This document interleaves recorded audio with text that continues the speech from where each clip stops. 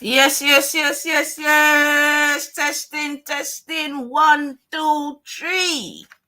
Testing, testing. One, two, three. Is this coming true? Let me check. Oh, Lord, I got a long time to step on the airways. So let me just check it myself. Hold on a minute there. All right. Let's double check. All right, all right. We're in the building. We're in the building. We're in the building. We're in the building. We're in the building. Yes, family. Bless up, bless up, bless up, bless up, bless up. Oh my gosh. Oh my gosh. It's been a hot minute. Oh boy. Feel a bit discombobulated, man. Hold on a second there. Woo. All right, all right, all right, all right. First and foremost, happy Saturday. Yeah, the fourth. Oh my God. It's the fourth day of the 6th month, 2022. Where the is this year going, Father God, man? Mad, mad, mad, mad, mad, mad, mad, mad, mad. So yeah, 90 back in the building.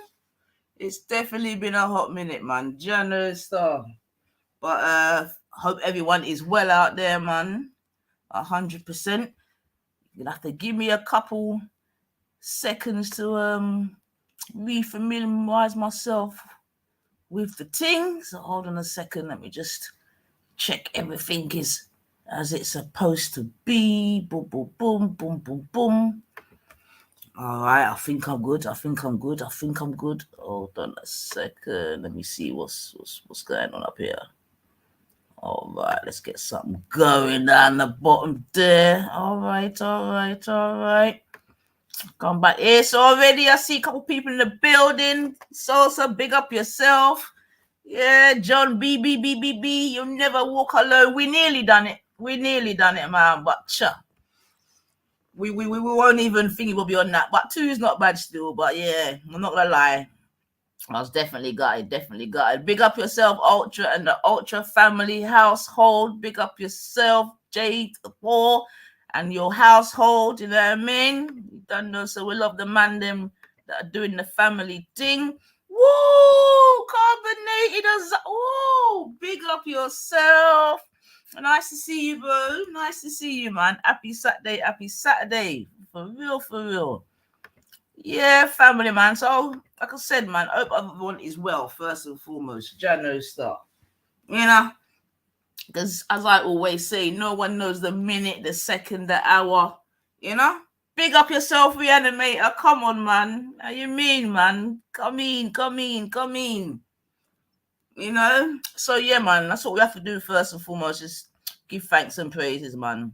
Trust me. You know, give thanks and praises. So, yeah. Nine's back in the building, you know what I mean? I got fling something in this soup. You know what I mean? Get a little one pop going, get something bubbling, see what's popping. Not come I haven't got anything in particular, but I thought it's been a long time. Like Reanimator has said, it's definitely been a long time. You know.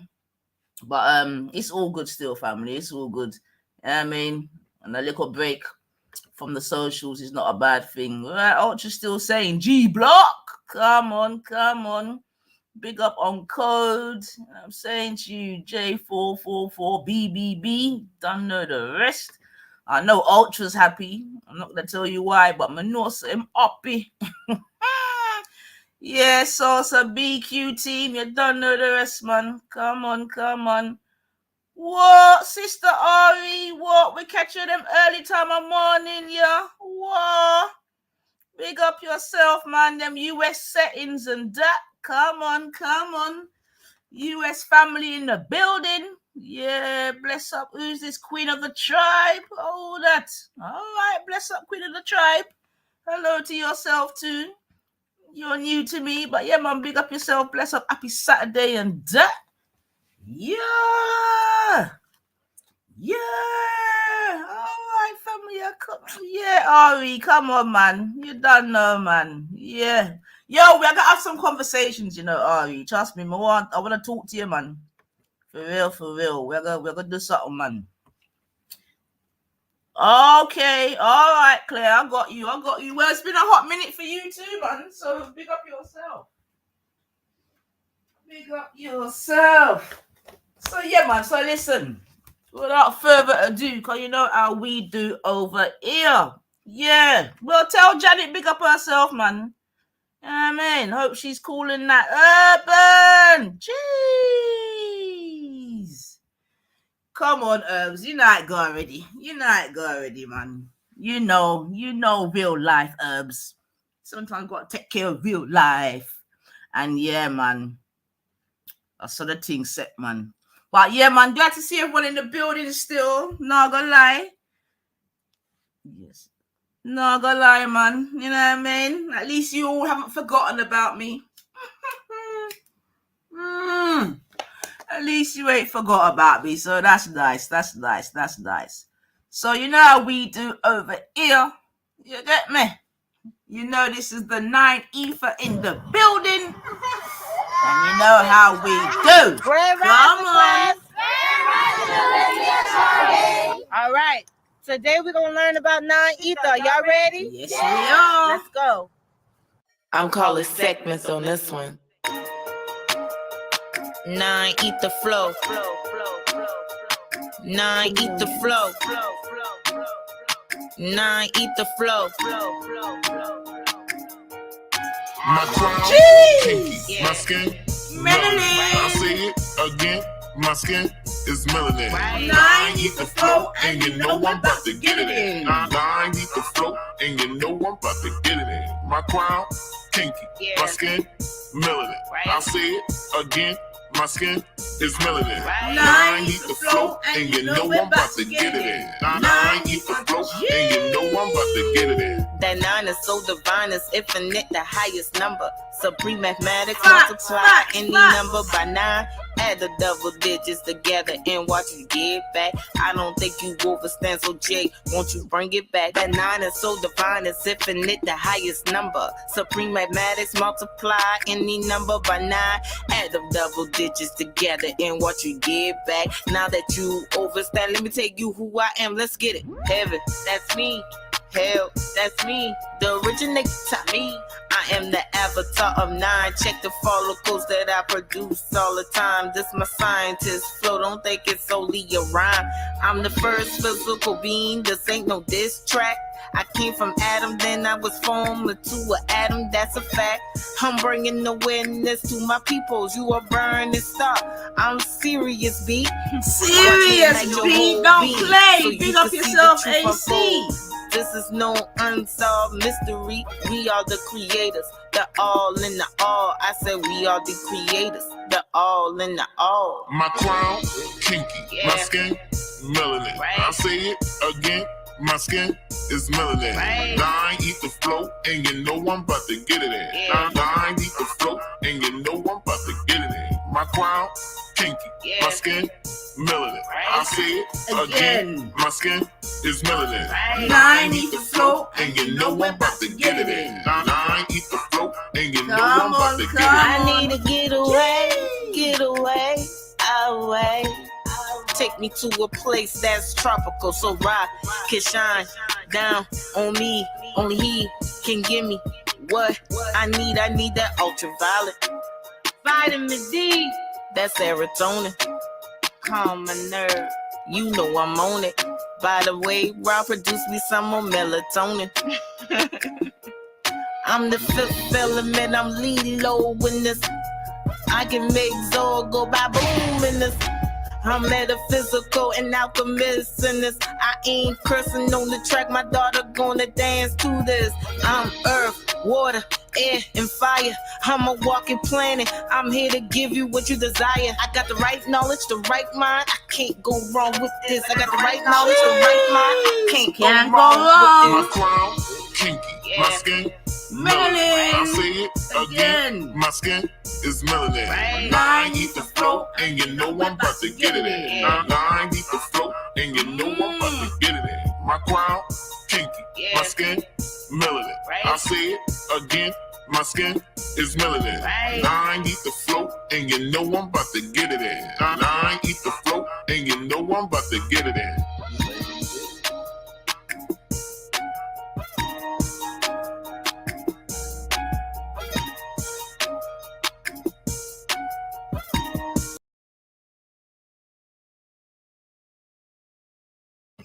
Yes, family. Come on, you know how we do. You know how we do. You know how we do. That thing that still sets me on fire. Trust me.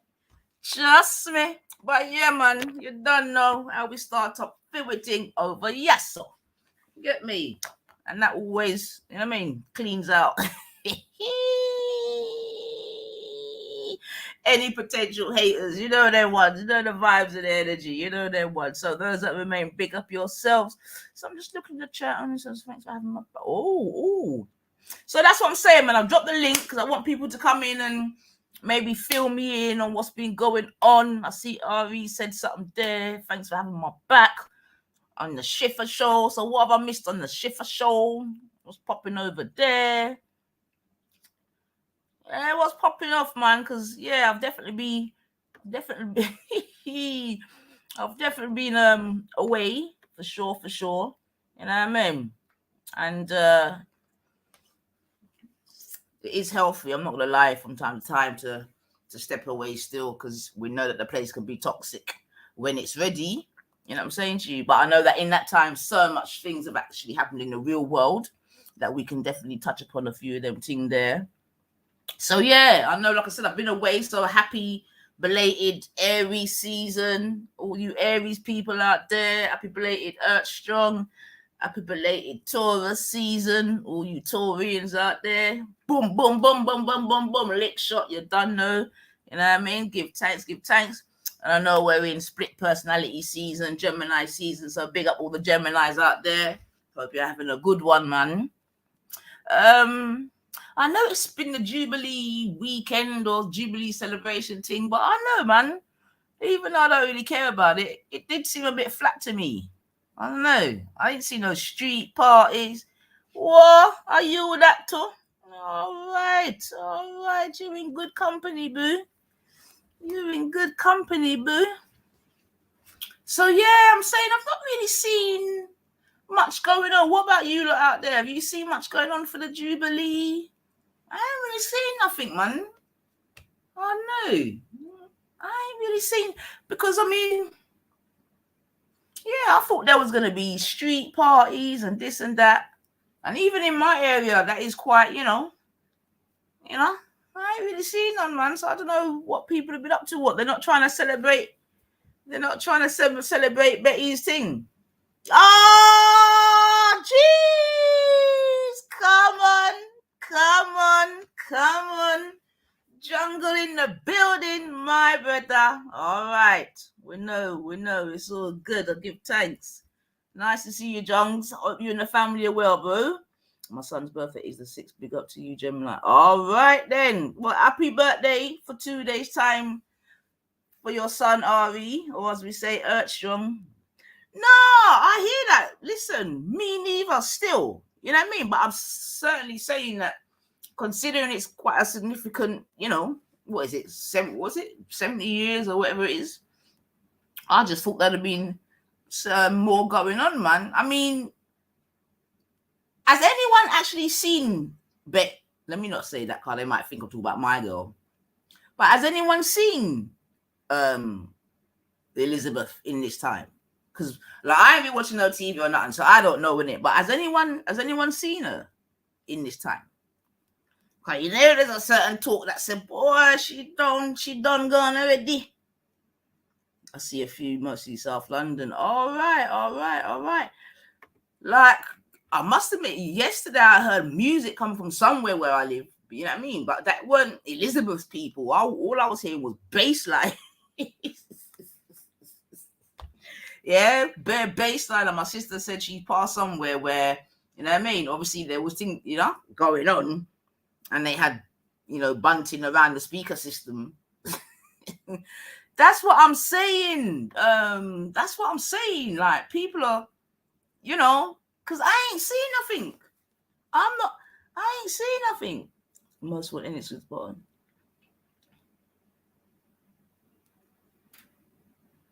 Camilla and Charles were on the square on Thursday night with Danny Dyer. Oh, no, Elizabeth people are doing their party on Sunday night. Okay.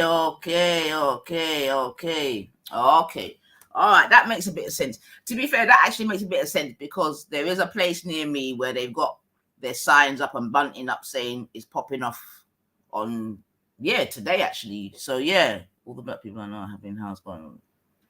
Yeah, I know that. So like I said, I know that some of the community are definitely taking advantage of it because, like I said, yesterday all I heard was baseline. Yeah, so yeah, man. But yeah, I mean, I think nines don't start all that and no, I mean, I'm just asking if she's been seen. No, Urban. That's all I'm saying, Bab. I'm not even saying that. I'm just genuinely asking the question: has she been seen? Do you know what I'm saying? But yeah, I know certain people have God and this and that, yeah. And we know things are like one in a stock, where this, where that, definitely. But that cloning and well, I'm waiting for one of you in the chat to say yes, you've seen this woman this week. You know what I mean? That's all. Or recently. That's all. That's all. Danny Dyer is a distant cousin of the Queen. What? Danny Dyer from EastEnders? Danny Dyer? No, she even ain't doing some parades. All right. He was on Who Do You Think You Are? Okay, so all right then. Has she even done anything just on video? Oh, she was on the balcony yesterday. Okay, fair enough. Okay, all right. Urban AC said she was on the balcony.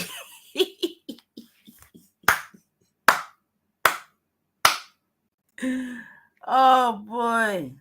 Jungle said she's sick. She looks it's not true because the guys in Jamaica are German, so she probably is. Oh. What? So what? Danny Dyer done Who Do You Think You Are? And he was traced back to Jamaica. My sisters and mum's streets had parties, but were kind of dead, not lie, made the wonder what we actually meant to be celebrating. All right. My sisters and my mum's streets had parties, but they were kind of dead. Yeah, I mean, the Queen was live on telly on Thursday. All right, so she's been seen. Ooh, John. Ooh. Meghan and Harry got booed. Oh boy. Oh, so they're here. They came over then. Oh, okay. Oh no, man. I just remember because I remember I was when I was a youngster. Was it when them two got married, or was it one of her? I don't know, man. I just know when I was young. Yeah, I think it was actually when Diana and Charles got married. To be fair, yeah, and I attended what they said was the biggest street party it was either in the world or in England. Yeah, yeah. And it was bare kids and grown ups. I can't remember what we ate or whatever. It's probably burger and some shit like that, man.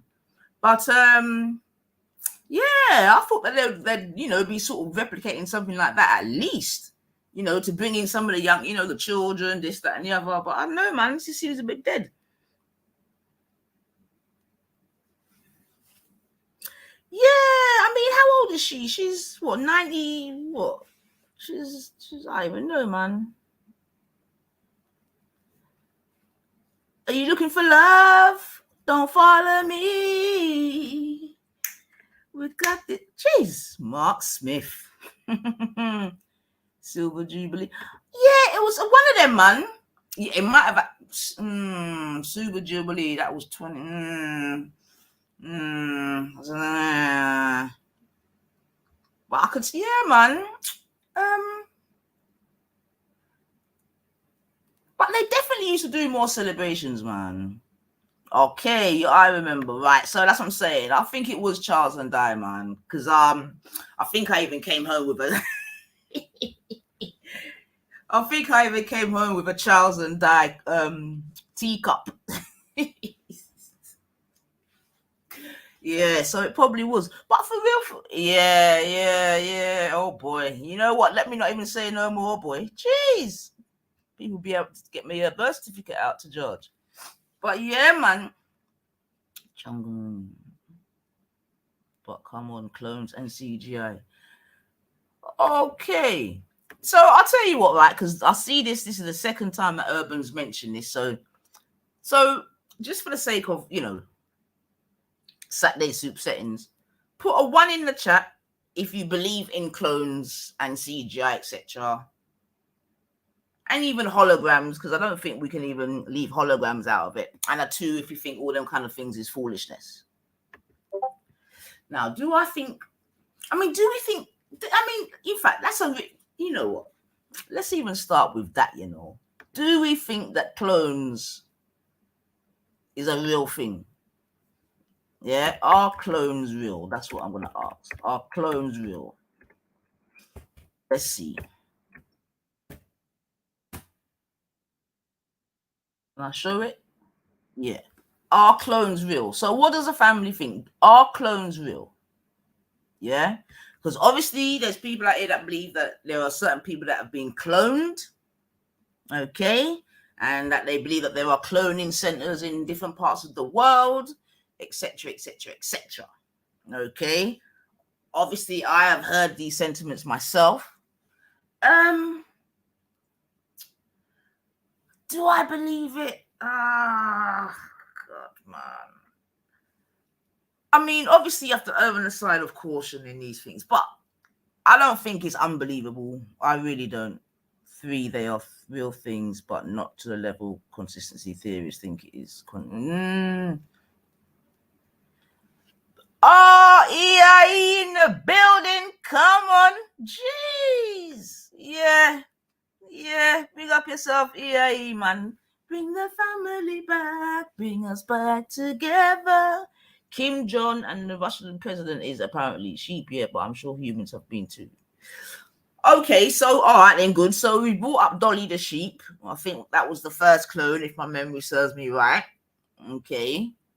So all right then. So we're saying that they can claim that they can clone animals. But what we're saying that we haven't but I'm sure oh, so Rihanna does believe that they have been too. But I am, or is he Mr. Not? Because animator is not on that conspiracy thing. So sheep, yeah, but I am sure humans have been too.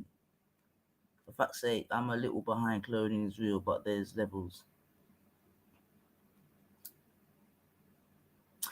So what are we saying? Because definitely those are easy targets to accuse because they don't live first to the rest.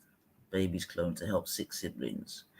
Babies cloned to help 6 siblings. So when you say babies cloned to help 6 siblings, what do you mean? Are you saying that they clone a whole being and then use the sort of the bits and bobs from the clone to repair?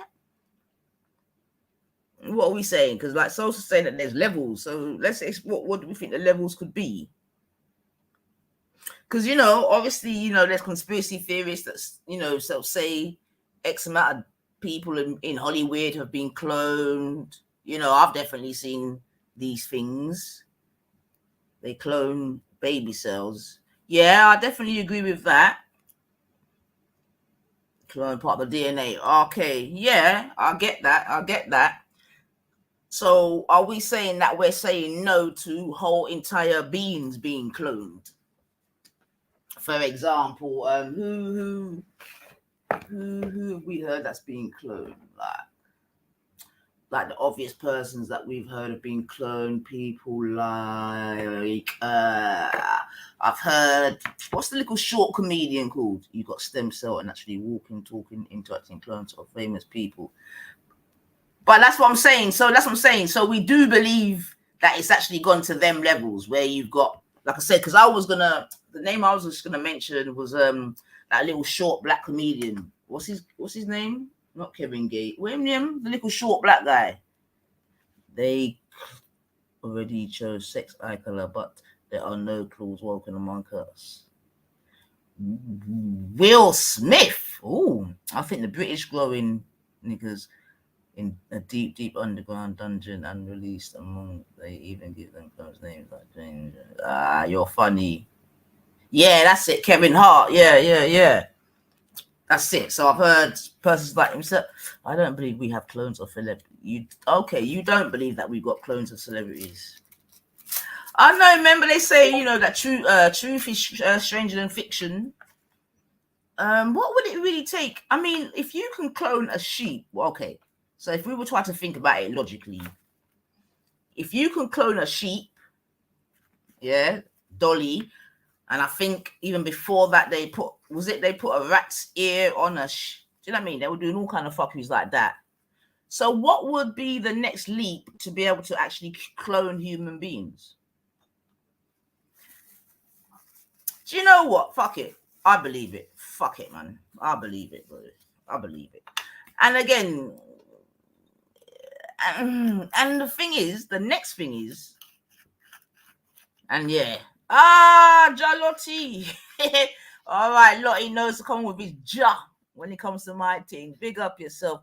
As far as I know, even clones are born from cloning DNA, not actual cloning of adults. As far as I know, even clones are born from cloning DNA, not actual cloning of adults. Cloning DNA. All right, I'm gonna have to. I don't know what's. Yeah, even as we say, but cloning DNA.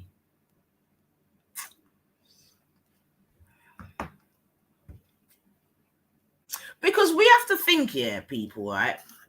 One, that whatever's going on in real life, we get told maybe 10, 15, 20 years later, right? And we also got, if we think about, and this is even going back to some sort of conspiracy theories, if you want to call it that we've sort of spoken about what the hell is that spoken about in the past? Because using DNA to grow a clone, okay, but therefore experiments in small pockets of remote land where nobody will believe them. I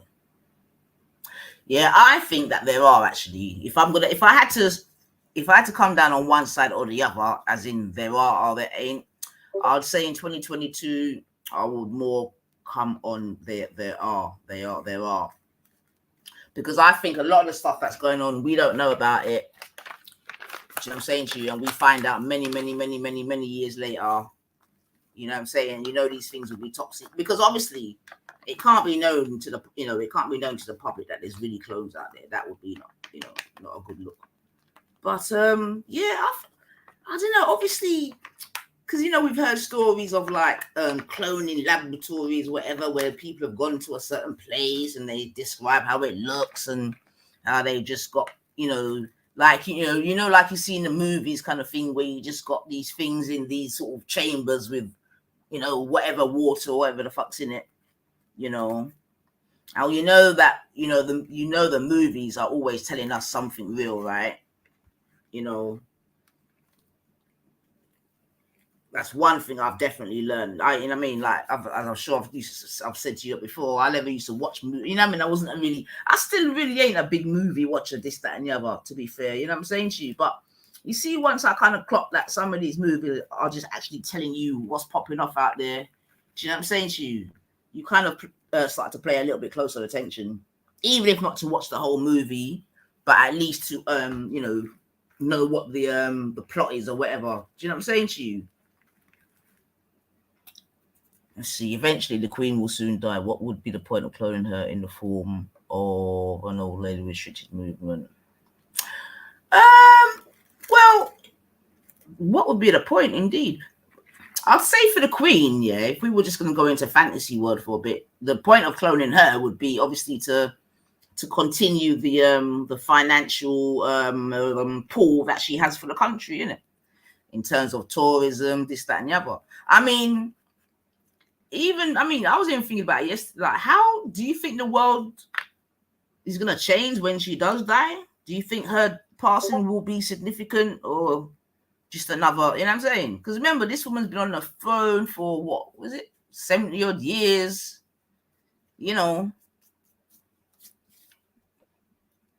She's been here as long as I fucking been alive.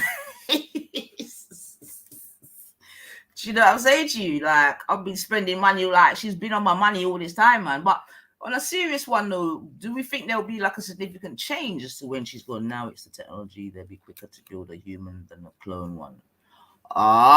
They'll be quicker to build one than clone one. But it seems that, but it seems like the technology is already there, because if they're already doing big parts of children, or to help, to help other children, then through her offspring. So you think royalty is a thing of the past? I mean, fuck it. I mean, her children. Ooh, Charles and that's what I'm saying. If we're gonna leave it down to them, then it is dead for real, man. No one's gonna take Charles serious as a king. No fucking way. You know what I mean? Big up Charles and that, but no one's gonna take him serious as a king, man. Once they start reminding people he used to speak to his plants. Do you not remember Spitting Image? Oh, they done him bad, man. Okay, no. They done him bad. She's pointless. Tourists don't visit Scotland because of her. Ooh, Stewie's coming. She's pointless. Tourists don't visit Scotland because of her. Fair enough. So what are we saying, that her monetary pool or her financial pool is over? Are we saying that it's overestimated? It will be a change of the guards. William will be worse. Oh, that's interesting. Jungle says William will be worse. Our differences are due to our soul. Would clones have their own? That's a good question. Cloning celebrities or famous people is pointless. They have no benefit. Cloning people for war is much more likely. Okay, another interesting point. I mean, yeah, and to add to that, seemingly a lot of a lot of people become more richer when they die, innit? You know what I mean? Become richer when they die, become more famous when they die. The ultimate goal is to continue consciousness of the death of the body.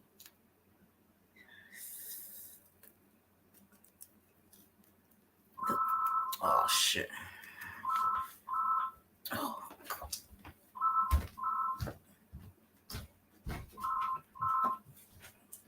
1 second, family. Sorry, 1 second.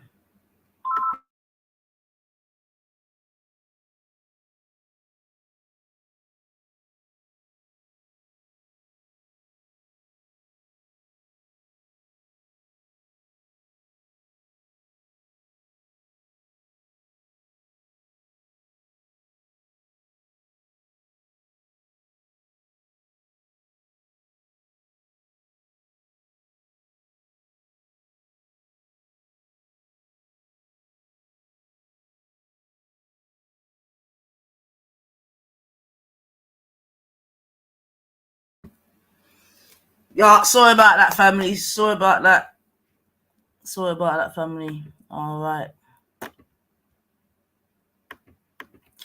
Okay.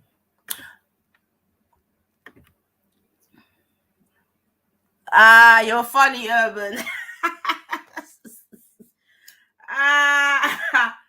But you tell no lie. But yeah. You see how your life can get distressed, man. But yeah. Still got a household, babe.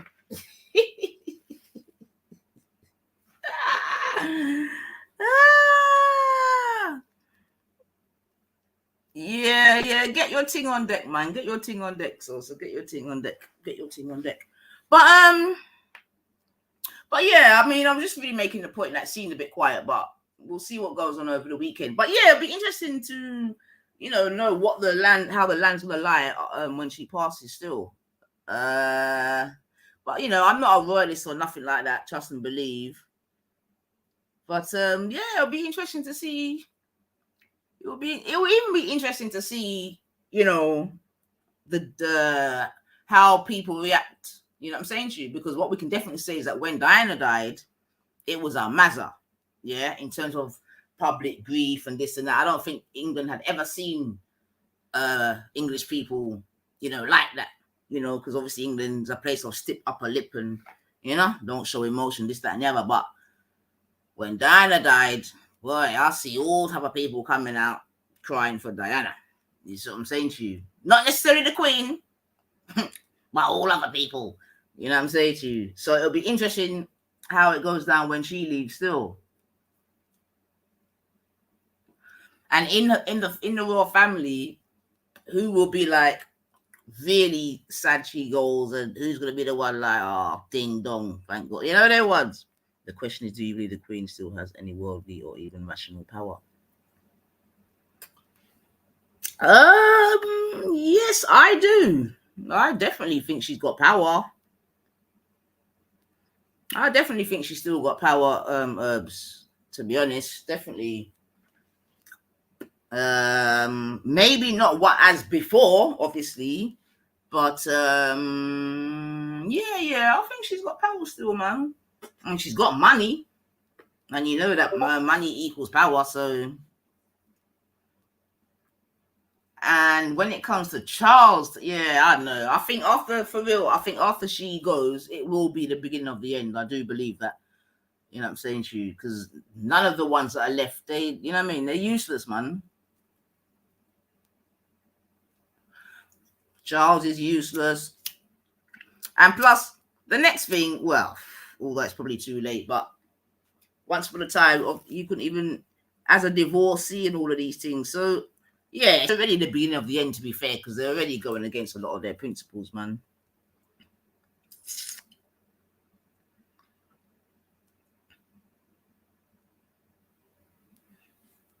Okay.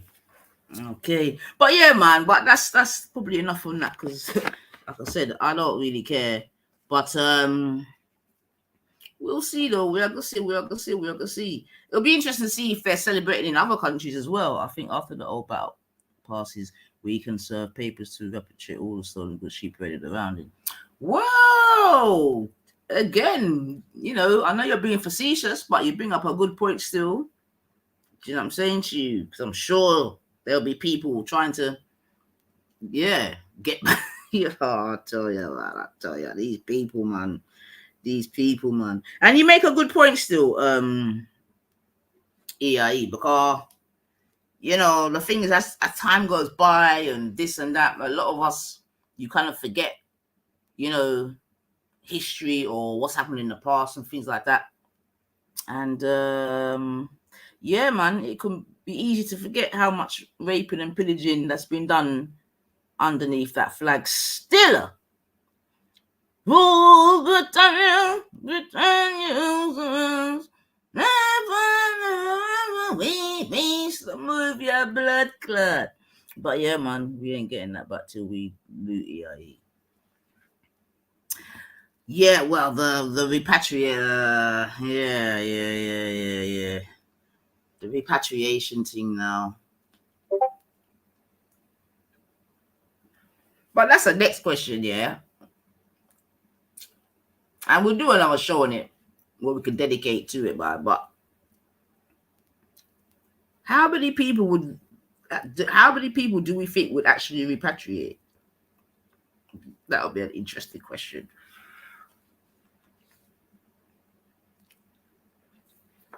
So what was going on RE? Are you still there? I want to know. I want a little gossip. What was going on in on what's his name's channel? I think you mentioned Schiffer's channel. What happened? And what's going on in these YouTube streets as well? I'm not gonna lie.